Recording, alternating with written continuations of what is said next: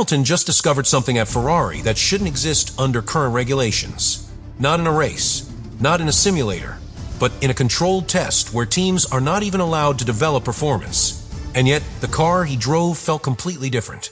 More stable under braking, more predictable on corner entry, and faster in a way that doesn't show up on paper.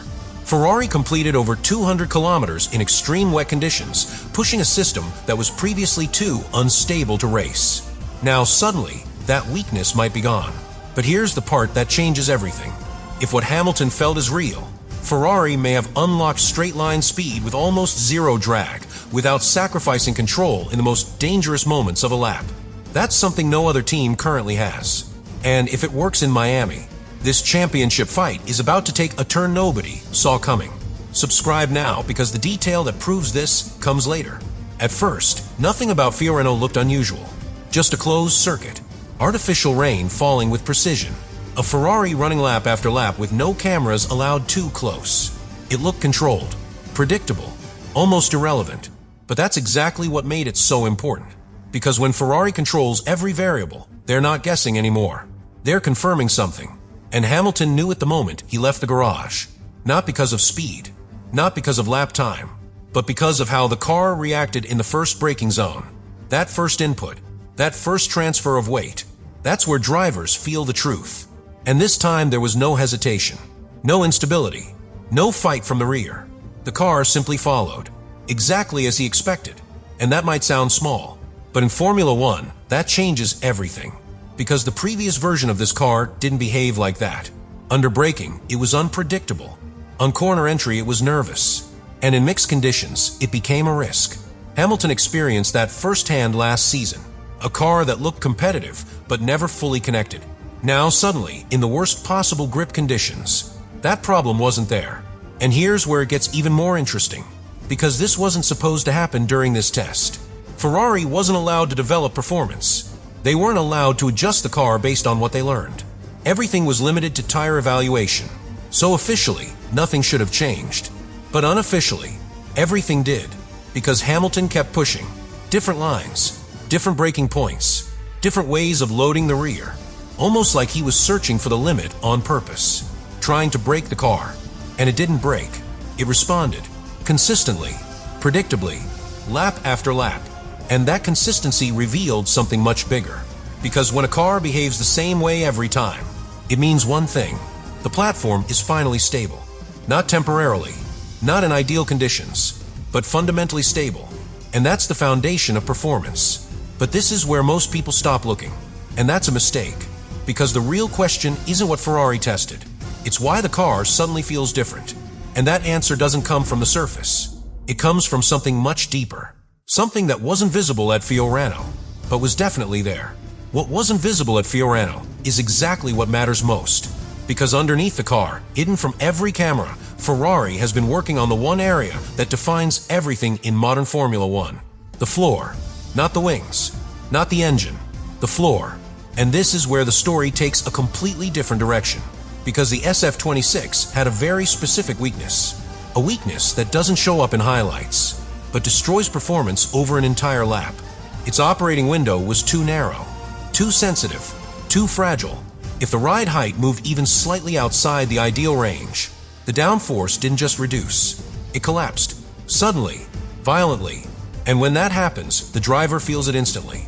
The rear becomes light, the front loses precision, and confidence disappears. That's the kind of problem you cannot hide. Not with setup, not with strategy, not even with driver skill. And Ferrari knew it. That's why, in the first races of the season, they played it safe. They raised the car. They protected the balance. They avoided the risk.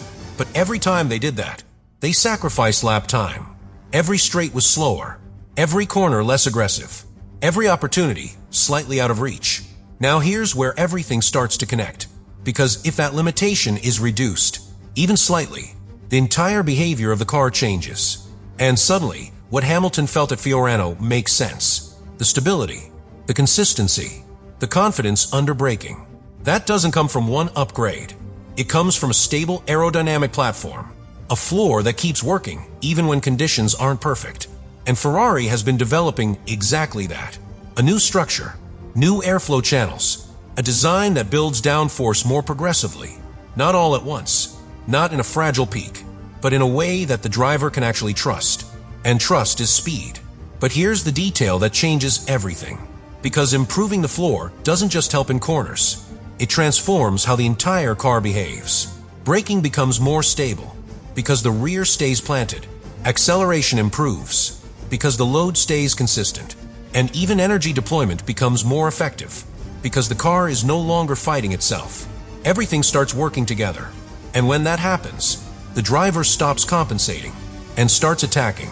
That's exactly what Hamilton began doing at Fiorano, pushing deeper into braking zones, carrying more speed into entry, testing limits that, just weeks ago, didn't exist. And every time he pushed, the car responded, not perfectly, but predictably. And that's all a driver needs. But here's where it gets even more serious, because there's one system that depends completely on that stability. One system that only works if everything else is under control. The rear wing. The one everyone is talking about. The one that was too unstable to use before. The one that could change everything if it finally works. And now, for the first time, it might be ready. Now everything points to one single piece. The rear wing. But not just any rear wing. The one Ferrari built and then hid. Because when they first introduced it, it was too dangerous to use. Too unpredictable. Too unstable under pressure. And in Formula One, that's the fastest way to lose everything. The system looked brilliant on paper. A rotating mechanism, not opening like the others, not reducing angle, but completely rotating out of the airflow, almost eliminating drag, almost erasing resistance, giving Ferrari something no one else had, pure straight-line speed. But there was a problem, a serious one. When the driver hit the brakes, the system had to return instantly, from zero drag to maximum downforce, from nothing to everything. And that transition wasn't fast enough, not consistent enough. And in those milliseconds, the car became unstable. The rear would move, grip would disappear, and the driver had to react instantly or lose control. That's why Ferrari pulled it back. That's why it never made it to the early races, because no amount of speed is worth that risk. But here's where things change, because what Hamilton felt at Fiorano suggests something very different. The rear didn't step out. The braking felt clean. The transitions felt natural, almost seamless, and that only happens if the system has been fixed, not adjusted, not improved slightly, fixed, because to eliminate that instability, Ferrari had to solve three critical problems: weight, aerodynamics, and timing. The mechanism had to be lighter, faster, more precise. The airflow had to reconnect instantly when the wing returned, and the software controlling everything had to react before the driver even noticed the need. That's not a small upgrade. That's a complete transformation. And if they've achieved it, then this isn't just an innovation. It's an advantage, a real one. Because now imagine this: a car with almost zero drag on the straights, maximum downforce in the corners, and no instability in between. That combination doesn't exist anywhere else on the grid. Not yet. And that's exactly why this moment at Fiorano matters so much. Because Hamilton didn't just test a car. He experienced a version of Ferrari that might finally be complete. But here's the part that most people are still missing. Because even if the rear wing works, even if the floor is stable, even if the car finally makes sense, there's still one final piece that decides everything. One system that can turn all of this into victory, or destroy it completely. And Ferrari has been pushing it further than anyone else. Further than what most teams would even consider safe. The energy, how they use it, when they deploy it, and what they're risking every single lap by doing it. Ferrari is doing something with energy that most teams are avoiding. Not because they can't, but because it's too risky, too aggressive, too easy to get wrong. And when it goes wrong, it shows up at the worst possible moment. At the end of the straight, at the final sector, right when the driver needs everything the car has left. That's where Ferrari has been gambling. Instead of saving energy, they've been spending it early, deploying maximum power in the sections where lap time gain is highest, prioritizing acceleration, prioritizing attack, even if it means having less later. And in Japan, that risk became obvious. Strong in the first sectors, fast on entry, competitive on the straights. But then the drop, the battery falling, the power fading, and suddenly the car becomes vulnerable, easy to defend against, easy to overtake, Hamilton experienced that loss directly, not because the car was slow, but because the energy wasn't there when he needed it most.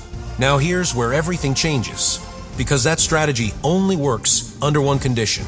The car must be stable, completely stable, because aggressive deployment pushes the limits of traction, of balance, of control.